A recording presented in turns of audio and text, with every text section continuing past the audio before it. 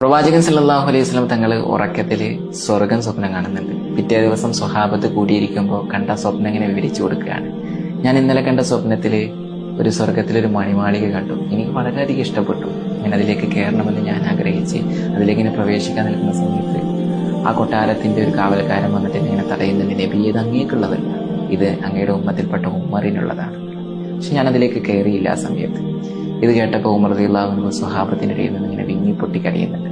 ആ സമയത്ത് അള്ളാഹിന്റെ പ്രവാചകനെ പറയുന്നത്, ഞാൻ എങ്ങാനും കയറിയ ഉമറിന് എന്നോട് ദേഷ്യം വന്നാലോ എന്നാണ്. ആ സമയത്ത് വിങ്ങിപ്പെട്ടിക്കൊണ്ട് പ്രിയപ്പെട്ട ഉമർ റളിയല്ലാഹു അൻഹു പറയുന്നത്, നബിയെ, അങ്ങയോട് എനിക്ക് ദേഷ്യം വരിക നബിയെ. കാരണം വ്യഭിചാരിയായിരുന്ന ഉമർ, സത്യം എന്താണെന്നറിയാത്ത ഉമർ, എന്തിനും ഏതിനും വഴക്കിട്ട് നിന്ന് ഉമറിനെ ഇന്ന് ഈ നിലയിലേക്ക് എത്തിച്ചത് അങ്ങല്ല നബിയെ. എനിക്ക് അങ്ങയോട് എന്തിനാണ് ദേഷ്യമെന്ന്. പലരും നന്നാവില്ല എന്ന് കുറ്റപ്പെടുത്തിയ ഒരാളായിരുന്നു ഉമർ റളിയല്ലാഹു അൻഹു. പിന്നീട് ജീവിച്ചിരിക്കുന്ന കാലത്ത് തന്നെ സ്വർഗത്തിൽ അല്ലാഹു